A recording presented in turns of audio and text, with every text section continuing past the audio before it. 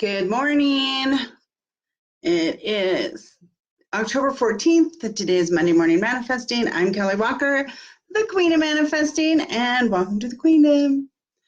Please let me know if you can hear me or if I need to go put my headphones on for the microphone. So I have been talking about imposter syndrome now for 2 weeks, and I am super fascinated by this topic. I think it's really cool. And I think so many people have it, and it stops them from manifesting what they want. So that's why I'm still covering it, because I think it is very valuable, important to know, and I find it super fascinating. So let me know if you can hear me. I am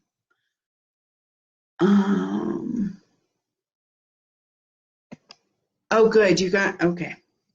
I got a weird message from Facebook, so I saw a thumbs up, so I'm going to assume you guys can hear me.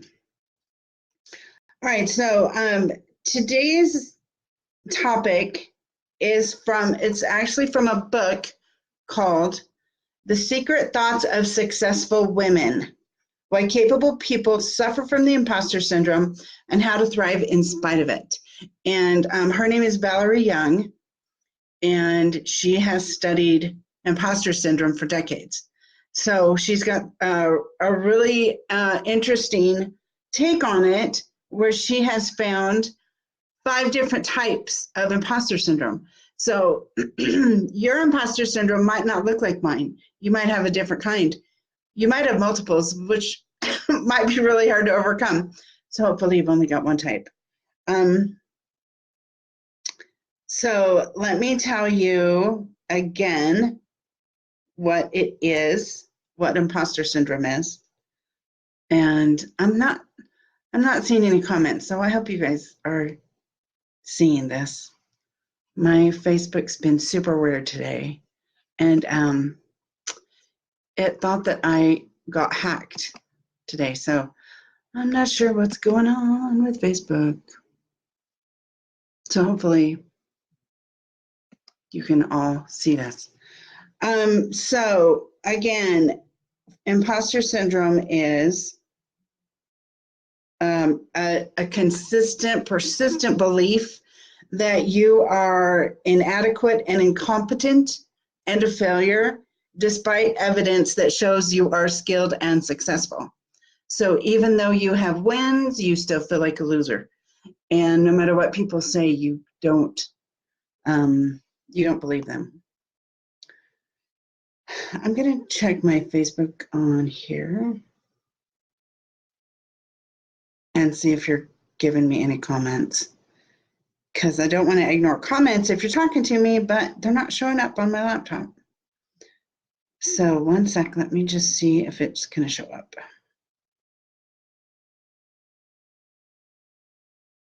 There's 3 comments. That's awesome. You hear me, Becky? You hear me, Annie? Good morning, Laura. Awesome. Okay, good. I don't know why my comments aren't showing, but they're showing on my phone, so that's good. Okay, so the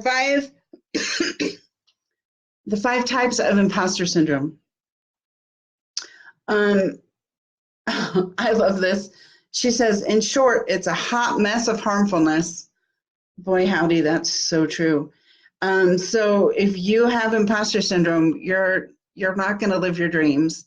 You're not going to make the impact on the world that you're supposed to, because you feel like a big fake phony, and somebody's going to figure it out, and you're going to be called out for it, and your world's going to come crashing down. So you cannot manifest if you suffer from imposter syndrome extremely. And if you remember last week, we did a quiz together, and I put the link in the comments so you could see how extreme your imposter syndrome is.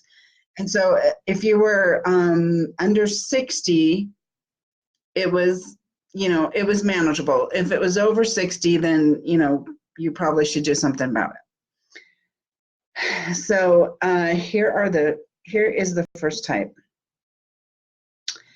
And this one is called the perfectionist.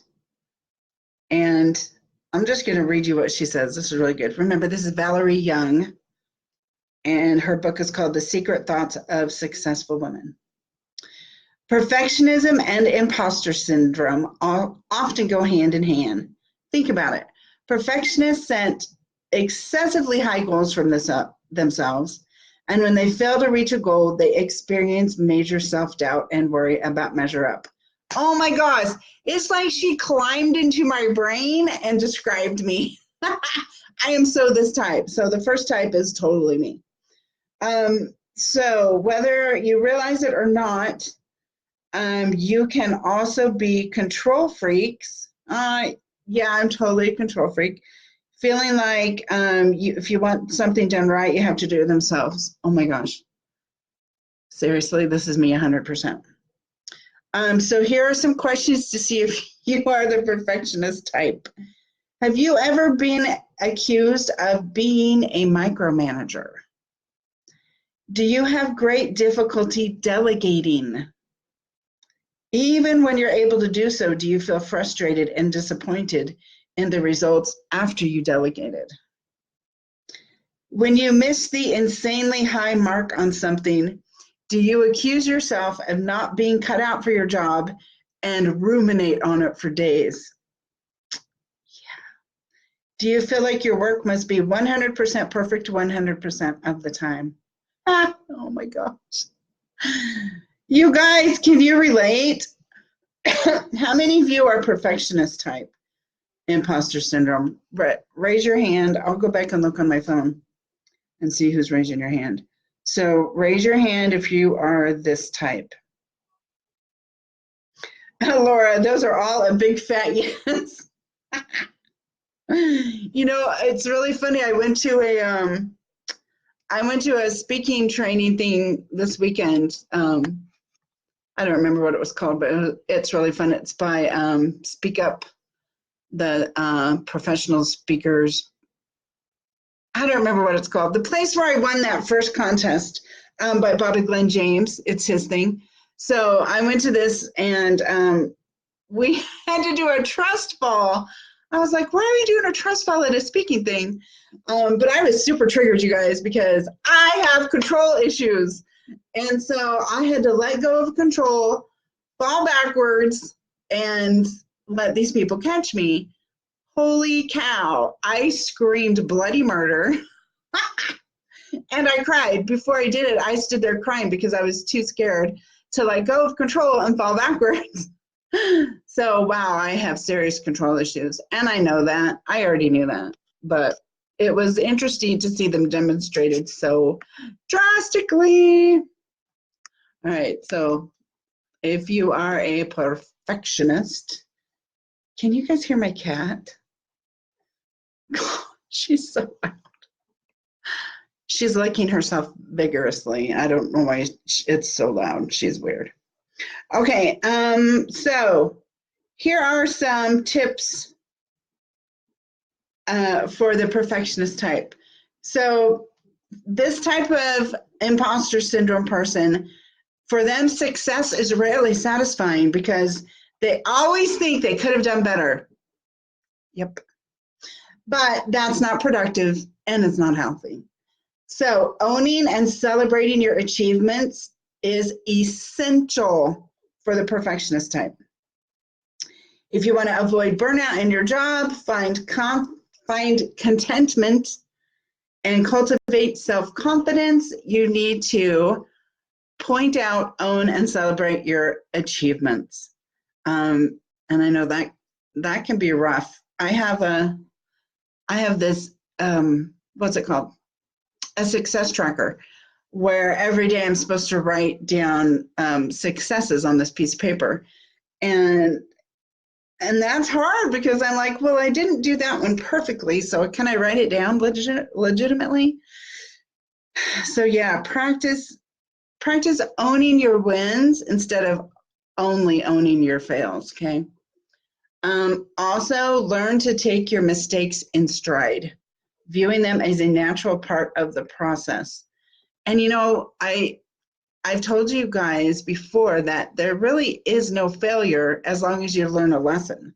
So if you don't reach your goal, but you figure out why, you still succeeded. So it's kind of the same principle here. Push yourself to act before you're ready. Force yourself to start the project you've been planning for months, because there will never be a perfect time, and your work will never be 100% flawless. The sooner you're able to accept that, the better off you'll be. Okay, so that's advice I need to take, because that's my type of imposter syndrome, the perfectionist. All right, so the second type,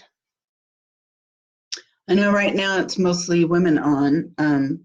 So number 2 is the superwoman, or if you're male, the Superman. Okay.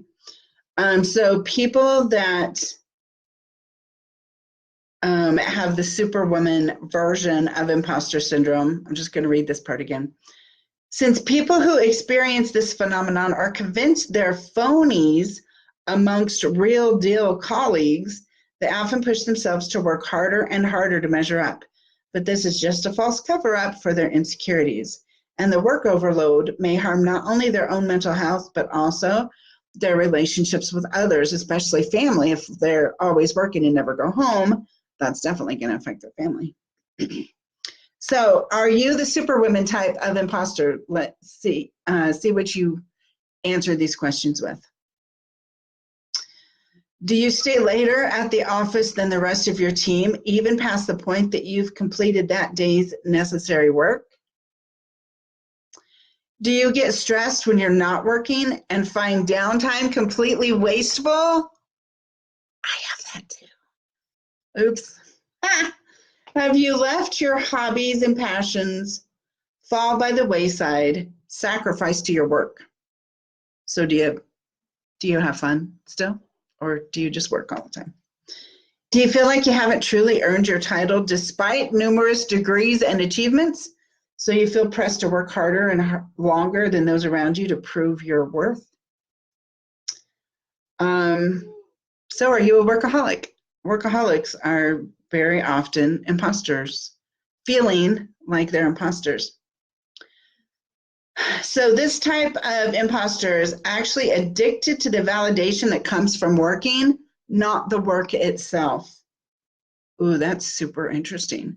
So if this is you, if this is your type, you're addicted to the validation you get from working, and you don't really care that much about your work. You just want the validation. That's really interesting. No one should have more power to make you feel good about yourself than you, even your boss, when they give you give your project the stamp of approval. And on the flip side, learn to take constructive criticism seriously, not personally. Who has trouble taking constructive criticism without being offended? I know that can be really triggering to get constructive criticism, especially if you're not asking for it. It seems much worse then. So learn to take it as a valuable piece of feedback that you can implement or not, depending on what you think about that person's opinion. As you become more attuned to internal validation and able to nurture your inner confidence that states you are competent and skilled, you'll be able to ease off the gas as you gauge how much work is reasonable. So practice giving yourself internal validation instead of getting it from everybody else. Okay, so that was number 2, the superwoman or Superman. Okay, the third type. Oh, and if you guys want to know where this article is from, it's from themuse.com, and it's called 5 Different Types of Imposter Syndrome by Melody J. Wilding. That's what this article is. Okay, number 3, the natural genius. I have a family member that is a natural genius, so I can relate to this one too. So people that are a natural genius, they judge their worth and competence based on how easily and quickly they learn new things and figure things out compared to other people. So if they're not at the top of figuring things out quickly and easily, then they're ashamed. They feel worthless. So, so they set their internal bar of what's acceptable ridiculously high, like not achievable for normal people or even geniuses. And sorry. Also, if they don't get something right the first try, they give up because they think if they were good enough, they would have figured it out the first time. So if they're not, then they are not cut out for that and they can't handle that. So here is the little quiz to see if this is your type. Are you, yes, Kitty. Are you used to excelling without much effort? Do you have a track record of getting straight A's or gold stars in everything you do? Were you told frequently as a child that you were the smart one in your family or peer group? Do you dislike the idea of having a mentor because you can handle things on your own? Oh, that's a good one. When you're faced with a setback, does your confidence tumble because not performing well provokes a feeling of shame? And last, do you often avoid challenges because it's so uncomfortable to try something you're not great at? Okay, that's not me, but someone in my house is that. So I'm excited about this one. So ways to deal with this. First, see yourself as a work in progress. Accomplishing great things involves lifelong learning and skill building for everyone, not just the most competent people. So instead of beating yourself up if you don't reach your impossibly high standards, identify specific behaviors that you can change and improve over time. So break it down scientifically. What went wrong here? How can I change that for next time? Instead of just throwing the whole thing out the door. Let's see.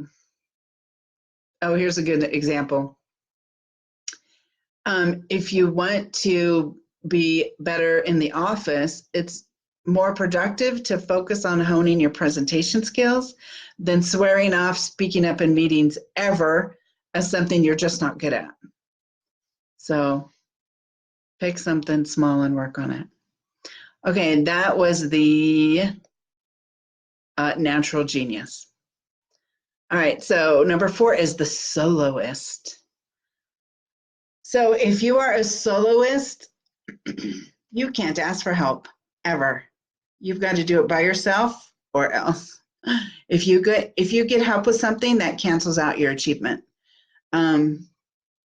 You have to always refuse assistance. You can never let anyone help you because if you do, it shows that you are unworthy. So that's a hard one, man. When you have to do everything by yourself in order to feel good about yourself, that's exhausting.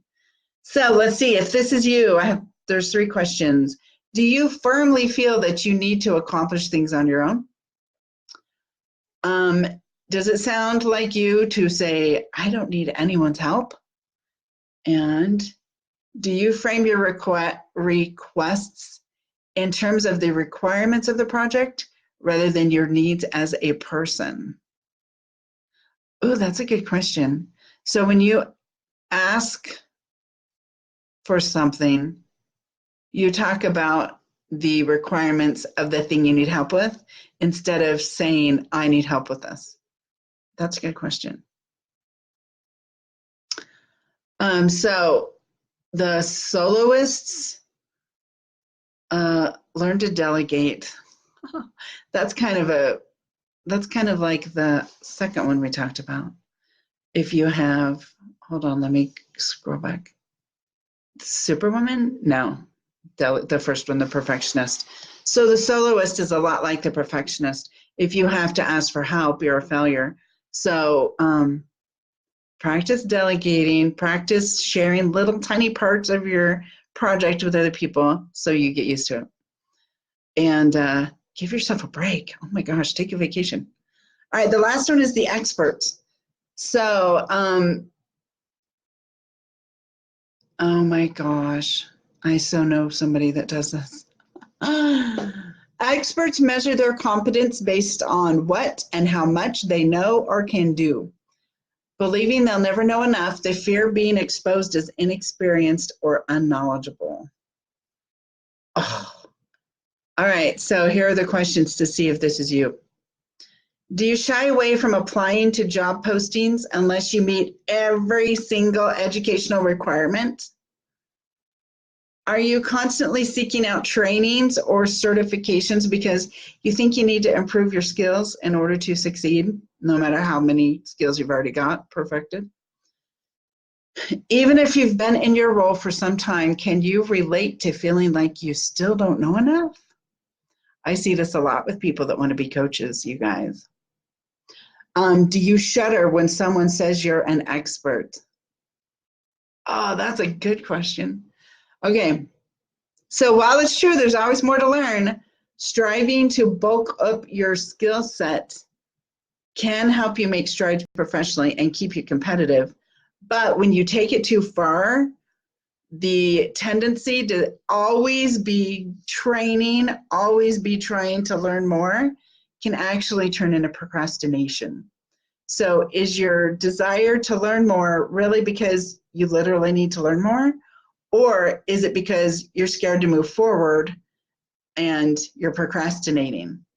I see that a lot in my coaching world. I see that a lot.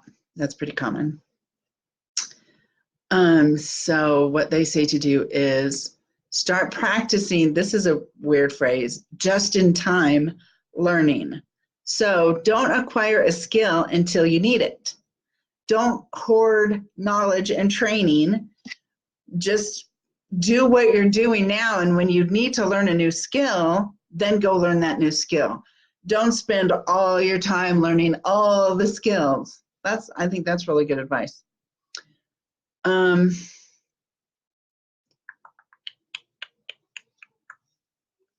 here's a good one. Train other people. Train mentees or apprentices or junior colleagues. That's a really good idea. Then you can kind of tap into your inner expert need to teach other people how much you know without being obnoxious about it. So I know somebody who has this one, and they have a tendency to jump into every conversation to answer anybody who asks any question, whether they're in the conversation or not. And they correct people and they interrupt, they talk over everybody to say, look how much I know. Oh, I'm so smart. I know that. Here's all the details. Here's 1,000 details when you only wanted 3. Okay. So it can be really annoying to be around somebody like that. So if you are that type of imposter syndrome person, think about how you might be affecting others with your unholy need to answer everybody's question and be the expert on everything, because that is super alienating to people and makes people not want to be around you. Makes me not want to be around that, at least. So remember, 70% of people struggle with imposter syndrome, and hopefully after today you have found your specific kryptonite, your specific brand of imposter syndrome, and how to work on it.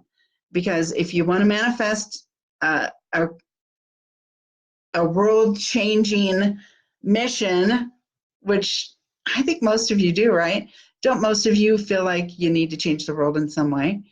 You can't go out and change the world if you're worried about what everybody thinks about you, if you can't start until it's perfect, if you have to prove that you're better than everybody else and smarter than everybody else, if you have to work twice as hard as everybody else, and you can't ever ask for help, there's no way you're going to get out there and change the world because, dude, you'll be exhausted or you'll be hated or you will talk yourself out of doing everything you think you should do. So please deal with your imposter syndrome because we have a world to change, you guys. We have big stuff to do. And I want you all in it with me because I'm changing the world. And I want to build an army of world changers. So get over yourself, figure out your imposter syndrome, deal with it, do the things to resolve it, and manifest a world-changing mission. It's pretty sweet.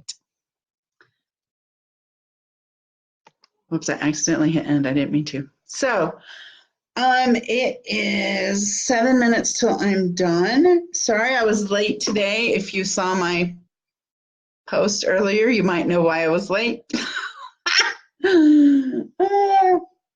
Or why I wasn't late or whatever. So let me just tell a couple things that I'm doing. I'm doing my last Manifesting Clients Challenge of the year. So this is the last time you can do it. And I think this is the best time to do it because if you've got a business, don't you want to end on a high note? Don't you want to like get as much business as possible in before the end of the year and end it strong? I think you do. So all of your financial goals you haven't met yet, all your client goals you haven't met yet, let's do it. So join the final How to Manifest Clients Challenge of the year. It starts next Monday, which would be the 14 plus 7, 20, the 21st, October 21st. And I'll make a private Facebook group for it. All the assignments and stuff will be in there, and videos every day, worksheets every day. And you will learn all the basics of growing your clientele in a really natural, easy, fun way. That works great. So if you want to join that, let me know. All of you that are ready to do that, it is $25. And when it is over, if you are ready to upgrade into my 3-month Manifesting Clients course, you can apply the $25 to that fee. Let's see what else. Oh, cruise, the March cruise, there's still some rooms left. So if you want to do the personal development cruise in March, the deadlines are coming super fast, you guys. So November 15th, the first 500 is due. December 15th, the second 500 is due. And then January 15th, if you got a single cabin, if you got an interior cabin with no window, that's $1,500 per person. So then the third 500 is due in January. If you get a window room or a balcony room, it's 100 more or 200 more.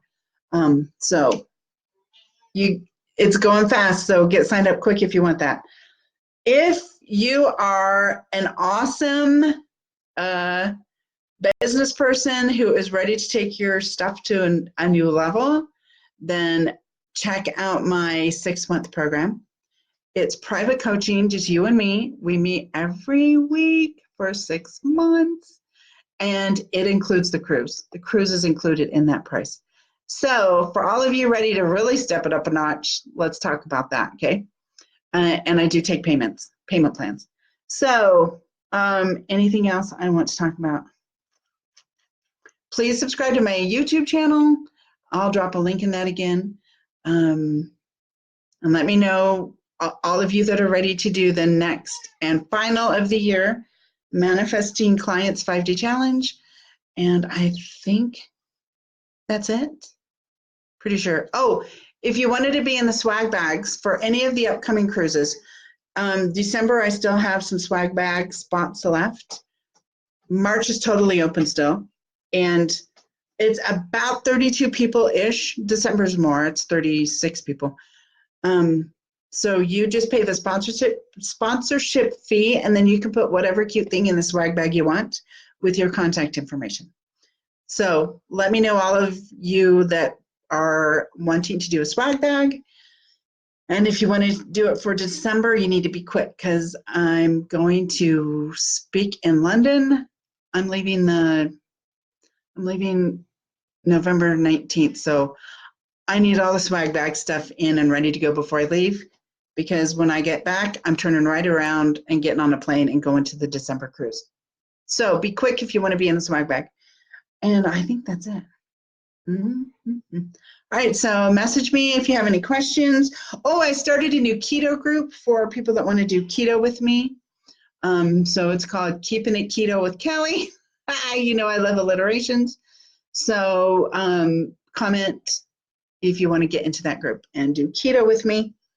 We'll do like recipes. We're doing daily accountability, what you ate today, what percentage you stayed on plan, what your 30-day goal is. So we'll kind of do it in 30-day increments. So that's going to be super awesome. So if you are ready to try keto or get back on it or just come have fun accountability with your own diet plan, let me know. And that is it.